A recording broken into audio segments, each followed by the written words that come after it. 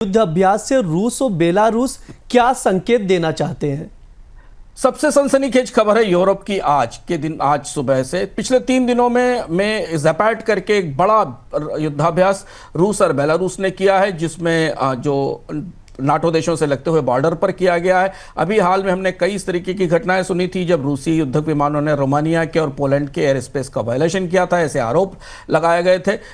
इस युद्धाभ्यास में को नाटो बेहद करीब से देख रहा है। वहां पर न्यूक्लियर टैक्टिकल वेपन्स भी शो किए गए हैं। रूस ने और बेलारूस ने अपनी सारी मिलिट्री माइट वहां पर दिखाई है। माना जा रहा है, अंतर्राष्ट्रीय एजेंसियां बता रही हैं कि अन्य देशों ने भी इसमें ऑब्जर्वर के तौर पर किसी तरह से भाग लिया है। इधर डोनाल्ड ट्रंप अपनी यात्रा पर ब्रिटेन पहुंचे हैं। आज ब्रिटेन में उनकी बातचीत है। यहां से वो शायद इस युद्धाभ्यास की रोशनी में नाटो की चिंता को देखते हुए और रूस की आक्रामकता को देखते हुए कोई बयान भी जारी कर सकते हैं या नाटो के सदस्य देशों से बात भी कर सकते हैं। तो बेलारूस से जुड़ी हुई सीमा पर, नाटो की सीमा पर तनाव बढ़ता दिख रहा है और ये युद्धाभ्यास ठीक उस समय प्लान किया गया है जब डोनाल्ड ट्रंप की कोशिश यूरोप में शांति बनाने की और यूक्रेन और रूस के बीच युद्ध विराम कराने की है।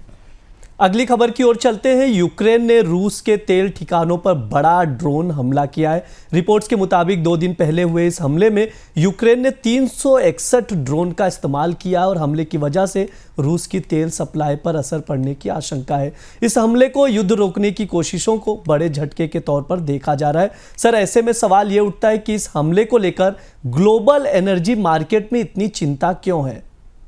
देखिए, कच्चे तेल की कीमतें सुबह से चढ़ी हुई $68 के आसपास, $68 के आसपास क्रूड ऑयल की कीमत है और इसके पीछे और कोई बड़ी वजह नहीं है। ये और ओपेक की तरफ से उत्पादन में बढ़ोतरी भी की गई है, सप्लाईज बाजार में अच्छी हैं, लेकिन कुछ ऐसा हुआ है जिससे रूस की तेल उत्पादन क्षमता अचानक प्रभावित हुई। हुआ यह है कि यूक्रेन ने कुछ अंदर गहराई में रूस के भीतर फैली हुई रिफाइनरीज को निशाना बनाया है।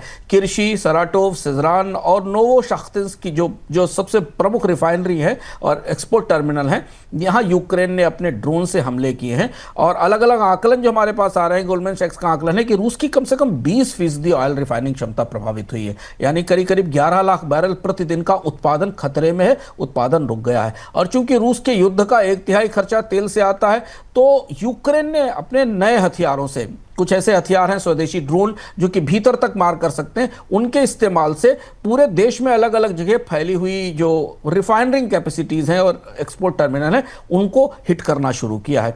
इससे करीब करीब माना जा रहा है कि रूस के टोटल तेल निर्यात में 8 से 10% की कमी हो सकती है बाजारों को रोकने के लिए, और कई जगह रूस को अपने निर्यात के ऑर्डर्स रोकने पड़ रहे हैं। रूस की सबसे बड़ी चुनौती यह है कि एक बहुत बड़े इलाके में सुविधाएं फैली हुई हैं, पूरा देश काफ़ी बड़ा है, तो अलग अलग जगह जब ड्रोन के हमले होते हैं तो उनको संभाल पाना, तैयार कर पाना कठिन हो रहा है। रूस की अर्थव्यवस्था के लिए बड़ी चुनौती है। रूस में पुतिन को कोयले के उपयोग का सुझाव देना पड़ा है, क्योंकि कई जगह सप्लाईज बाधित हुई हैं, एनर्जी की सप्लाई बाधित हुई हैं। जहाँ जहाँ तेल के उपयोग से बिजली बनाई जाती थी, वहां पर कोयले के इस्तेमाल की बात कही है।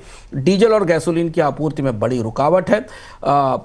पुतिन ने अपने देश के इस्तेमाल के लिए, युद्ध में इस्तेमाल के लिए डीजल और गैसोलीन को रोकने की बात कही है, और इससे एशिया में और दुनिया के बाजारों में कच्चे तेल की कीमतें बढ़ने लगी हैं, जो संकेत हमें आज कच्चे तेल के बाजार से मिल रहा है।